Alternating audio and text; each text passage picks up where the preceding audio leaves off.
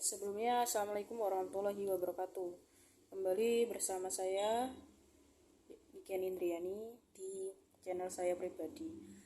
Di sini saya akan sedikit menjelaskan terkait bagaimana menghitung stabilitas dinding penahan tanah pada saluran. Seperti teman-teman ketahui bahwa kita merencanakan sebuah proyek, merencanakan sebuah struktur, baik itu gedung, jalan, jembatan, saluran irigasi, dan lain sebagainya. Kita tidak boleh melupakan 3 hal, yaitu mutu, waktu, dan biaya konstruksi. Namun yang tidak kalah pentingnya juga kita harus mempertimbangkan efisiensi daripada struktur yang kita bangun.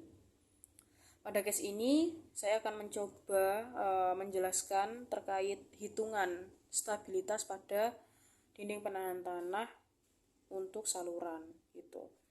Nah, ngomong-ngomong soal dinding penahan tanah terhadap saluran ini, pada saluran ada 3 yang harus kita hitung, yaitu stabilitas terhadap geser, yang kedua stabilitas terhadap daya dukung tanah, sedangkan yang ketiga adalah stabilitas terhadap guling. Namun yang stabilitas terhadap guling akan saya pisah di part selanjutnya, karena saya harus menggambarkan proyeksi. Jadi biar teman-teman ini paham maksud daripada guling itu seperti apa, sumbu porosnya itu bagaimana gitu. Nah, untuk yang sesi pertama di sini saya akan menjelaskan terkait stabilitas terhadap geser.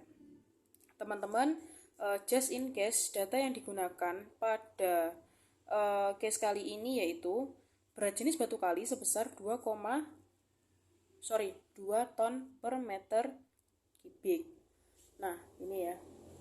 Untuk berat jenis tanah kita menggunakan 1,5 ton per meter kubik. Untuk air sendiri 1 ton per meter kubik. Sedangkan tegangan izin tanah yang diizinkan itu adalah 2,3 ton per meter persegi. Nah, teman-teman, untuk menghitung stabilitas terhadap geser, kita bisa menggunakan rumus sigma V per sigma H. Dengan sigma V bisa kita dapatkan dengan menjumlahkan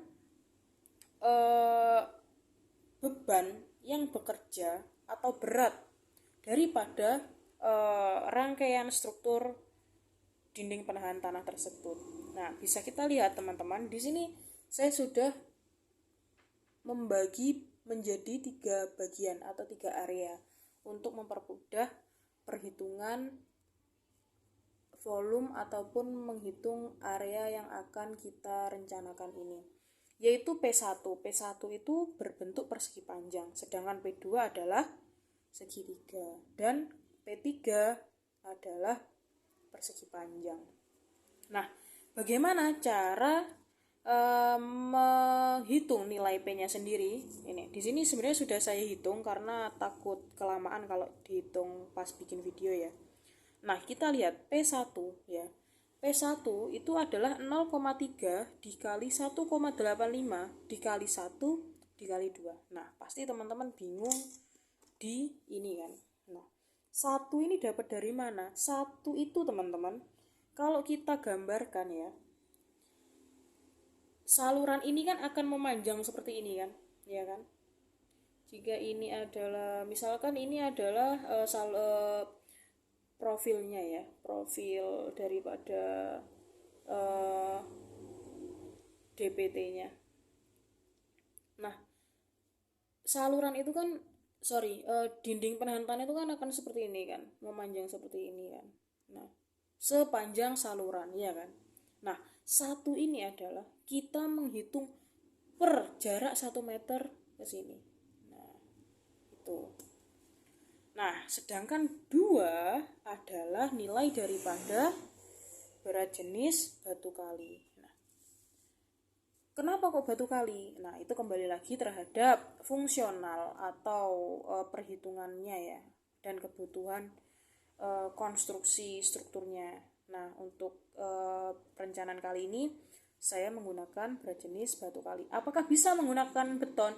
Bisa, tapi tetap kembali lagi dikaji efisien nggak dari segi biaya gitu kan. Nah itu nanti mungkin akan saya jelaskan ke depannya ya, kenapa kok batu kali, kenapa kok tidak beton gitu ya. Karena ini berhubungan dengan strukturnya sebenarnya ya. Oke, selanjutnya P2 juga seperti itu. Setengah ya seperti kita ketahui, setengah itu adalah rumus daripada segitiga. Setengah dikali 1,1 ya. Dikali tingginya 1,85 dikali 1 dikali 2. Oke, P1 dan P3 saya rasa aman karena tidak sulit kan menghitung, hanya dikali-kali saja. Kemudian P tanah dan P air. Nah, di sini tanah dan air ini diasumsikan adalah bidangnya segitiga sama sisi. Oke. Nah, ingat ya, sama sisi. Jika di sini 0,95, maka di sini juga 0,95. Ini untuk air. Nah, sedangkan untuk tanahnya kita lihat 1,85 ditambah 0,7 jadinya 2,55. Artinya bidang tanah itu seperti ini sisinya 2,55 dan di sini juga 2,55. Ingat ya bahwa air dan tanah ini diasumsikan atau prinsipal secara umumnya adalah bidangnya segitiga sama sisi. Tinggal dimasukkan per 1 meter dan menggunakan berat jenisnya 1,5 untuk tanah dan air 1. Udah ya, P1, P3 dapat, P tanah juga dapat, P air juga udah dapat. Dimasukkanlah ke rumus ini gitu. P1 1,1, P2 2,035, P3 5,04 dibagi 4,88 dikurangi 0,45 harus lebih dari 1. Itu syarat itu. Nah, ketemunya 1,85 lebih besar daripada sama dengan 1. Maka dikatakan aman terhadap geser. Apakah berhenti sampai sini? Enggak, karena harus kita kaji lagi terhadap daya dukung tanahnya. Oke, ngomong-ngomong soal daya dukung tanah, maka yang harus kita ketahui adalah tegangan izin tanah di area yang akan dibangun gitu. Dalam case ini tegangan izin tanahnya digunakan 2,3 ton per meter persegi. Oke, stabilitas terhadap daya dukung tanah, maka yang dibandingkan adalah tanah dengan bangunan. Bangunan yang dimaksud apa? Ya sih, dinding penahan tanah ini gitu ya. Nah, maka ada syarat yang harus kita penuhi, yaitu tegangan izin tanah dibagi tegangan bangunan, izin bangunan lebih besar sama dengan 1. Bagaimana cara mencari tegangan bangunannya itu sendiri? Ini prinsip ya, ini tuh bisa dipakai di case manapun. Namanya tegangan itu pasti gaya yang bekerja dibagi alas. Nah, ini gaya yang bekerja, ini alas. Itu udah prinsip umum. Jadi teman-teman nggak usah bingung gitu. Nah, gaya yang bekerja itu adalah P1, P2 dan P3. Karena ada 3 bidang di sini. Ketemu berapa? Nah, ketemu ini ya tadi 1,1 ditambah 2,035 ditambah 5,604 itu adalah 8,185 dibagi 3,6. Nah, ini jangan sampai salah. 3,6 ini didapat dari mana? 3,6 ini tuh ini loh. Ini kan totalnya 3,6, ya kan? Nah, satunya itu didapat ini. Satu dari memanjangnya ke sini, ya. Jangan sampai salah. Nah, ketemunya 2,27 ton per meter persegi. Ini baru tegangan daripada bangunan atau struktur itu sendiri gitu. Kita masukkan ke dalam rumus ini. 2,3 dibagi 2,27 harus lebih besar daripada sama dengan 1. Ketemulah 1,01 lebih besar daripada 1. Artinya aman atau tidak amblas gitu.